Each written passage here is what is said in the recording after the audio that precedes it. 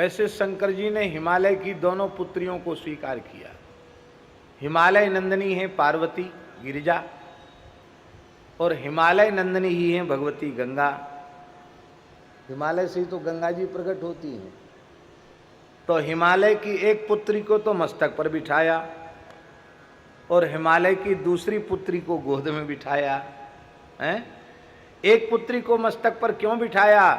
इसलिए बिठाया क्योंकि वो भगवान के चरण कमल से उत्पन्न हुई हैं, भगवत चरणामृत स्वरूपा हैं, विष्णु पादोद्भवा हैं।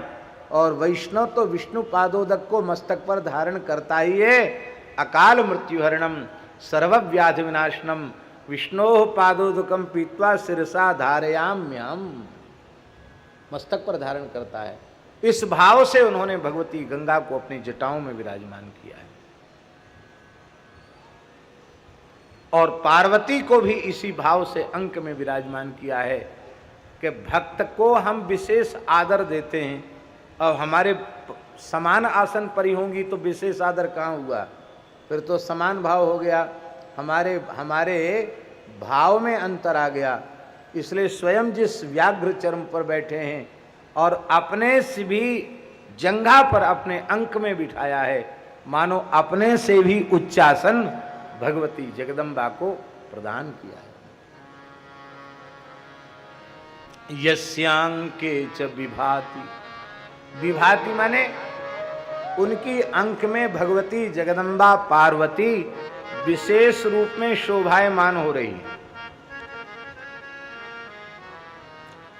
देवापगा मस्तके, देव नदी गंगा जिनकी मस्तक में जटाओं में शोभायमान हो रही हैं और जिनके भाल में ललाट में बाल विधु द्वितीया का चंद्रमा, जिनकी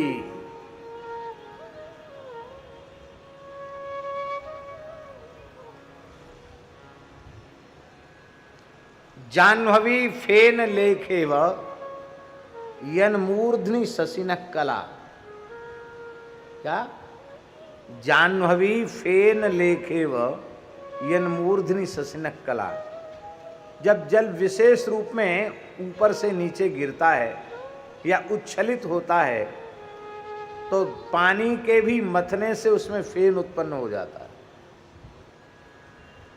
तो ऐसे लगता है मानो गंगा जी जो उच्छलित हो रही हैं उनका श्वेत श्वेत फेन ही चंद्रमा की कला के रूप में भगवान शिव के जटाओं में सुशोभित हो रहा है।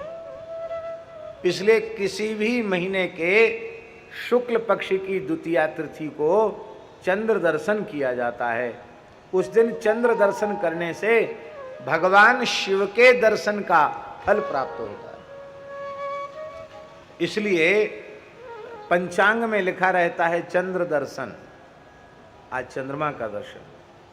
ये बात हमने पूज्य रमण रीति वाले महाराज जी में देखी कि वे जहां कहीं भी हों द्वितीया को चंद्र दर्शन जो है अपने यात्रा के समय में परिवर्तन करना पड़े तो कर देंगे, लेकिन पूरा प्रयास उनका रहता है कि द्वितीया का चंद्र दर्शन जरूर।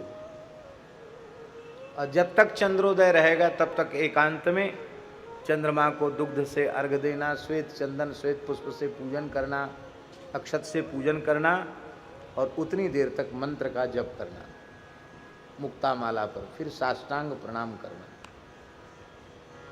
कहते बड़ा भारी महात्म्य है चंद्र दर्शन।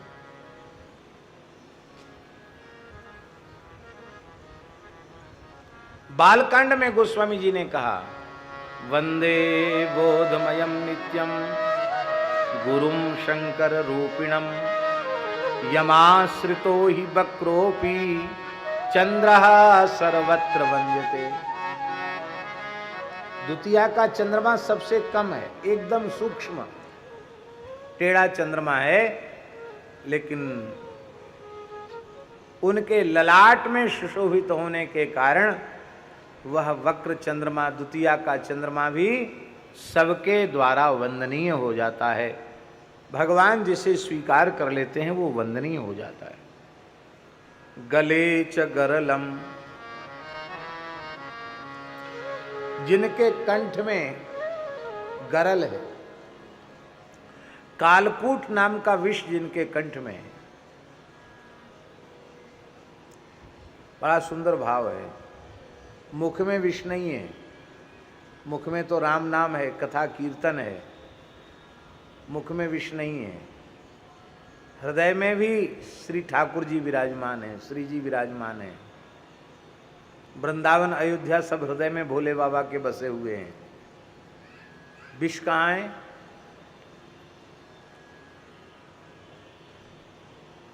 कंठ में, न मुख में है न हृदय में है। समझ में आई बात? नहीं आई? ये कामक क्रोधादि भयंकर विष हैं। इन विषों को अपने गले के नीचे मत उतरने दो, क्योंकि तुम्हारे हृदय में युगल सरकार विराजमान है। शंकर जी ने विष को क्यों नहीं उतरने दिया? कि मेरे हृदय में युगल सरकार विराजमान है, ये तीक्ष्ण विष उन्हें पीड़ा पहुंचाएगा। हम वैष्णव विचार करें कि कामक क्रोधादि के विकार विष हैं और ये विषय विष हमारे हृदय विहारी को पीड़ा पहुंचाएगा, तो इतने विचार मात्र से हमारा हृदय निर्विकार हो जाएगा।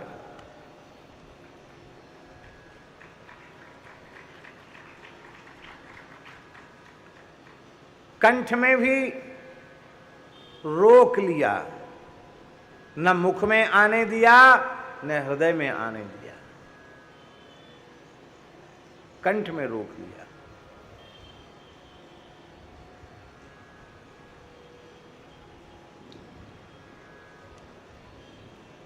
और उससे शंकर जी का कुछ अनिष्ट हुआ?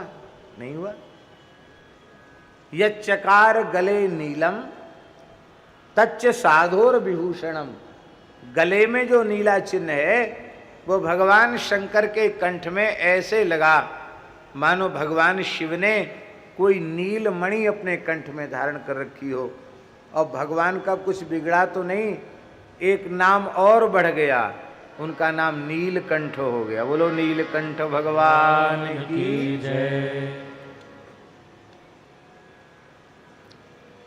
ये कंठ में विष राम नाम की महिमा का द्योतक है।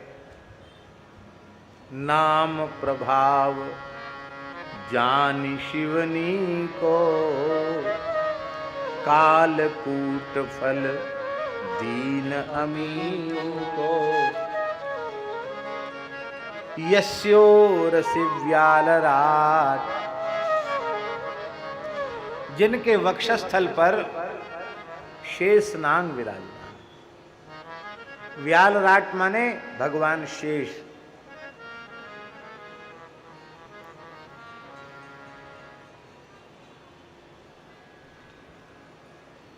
ये शेष भगवान क्यों विराजमान है? देखो, वैष्णव का वैष्णव से बड़ा भारी प्रेम होता है, और समान साधन वाले वैष्णव मिल जाएं तो उनकी प्रीति का क्या कहना। जैसे भगवान शेष नाम निष्ठ हैं, ऐसे ही शंकर जी भी नाम निष्ठ हैं। शेष भगवान अपने 1000 मुखों से 2000 जिह्वाओं से निरंतर भगवान के नाम का कीर्तन करते रहते हैं, निरंतर। और 1000 नाम रोज नए लेते हैं, रोज नवीन, एक नया सहस्त्र नाम पढ़ते हैं रोज शेष जी। और उनका नाम ही है शेष। शेष माने सबके समाप्त होने के बाद भी जो शेष रह जाए, बच जाए, बाकी रह जाए, उसको शेष कहते हैं। सनातन काल से वे नाम ले रहे हैं और सनातन काल तक लेते रहेंगे, लेकिन भगवान के नामों का पार शेष ने भी पाया नहीं। इतना प्रेम जगता है शेष जी को नामोच्चारण में कि जैसे किसी लालची व्यक्ति को मिठाई दिखाई पड़ जाए, मिष्ठान्न दिखाई पड़ जाए तो उसके मुंह में पानी भर आता है, ऐसे ही नाम के माधुर्य से आपके मुंह में लार बनने लग जाती है। उस लार को वे समेटते नहीं अपनी जीव से। क्यों? जब तक लार समेटेंगे तब तक नाम का एक अक्षर चूक जाएंगे। ये बहुत बड़ी हानि होगी, ये बहुत बड़ा घाटा होगा। इसलिए वे क्या करते हैं, वो तो लार बहती है तो बहने दो, नाम के एक अक्षर का एक मात्रा का घाटा हो जाए ये हम सहन नहीं कर सकते। लार बहती तो बहने दो। भागवत के पंचम स्कंध में लिखा है, वो उनके अधर से गिरी हुई लार एक अमृत कुंड के रूप में परिवर्तित हो जाती है। उसको पी करके नारदादि सिद्ध नाम प्रेम में मतवाले हो जाते हैं।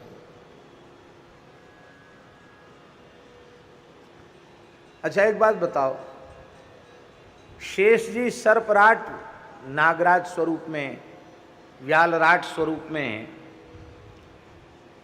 सर्प के मुख में विष होता है कि अमृत? विष होता है, और लार गिरती है तो उससे अमृत कुंड कैसे बन गया? विषकुंड बनना चाहिए ना, अमृत कुंड कैसे हो गया? ये है नाम की महिमा। नामामृत के प्रभाव से वह लार भी विषयुक्त नहीं है, वह भी परम दिव्य अमृत बन गया। अरे अमृत क्या चीज है उसके सामने? अमृत से नाम प्रेम नहीं जगता, पर वह अधरामृत शेष जी का भगवत प्रेम को जागृत करने वाला।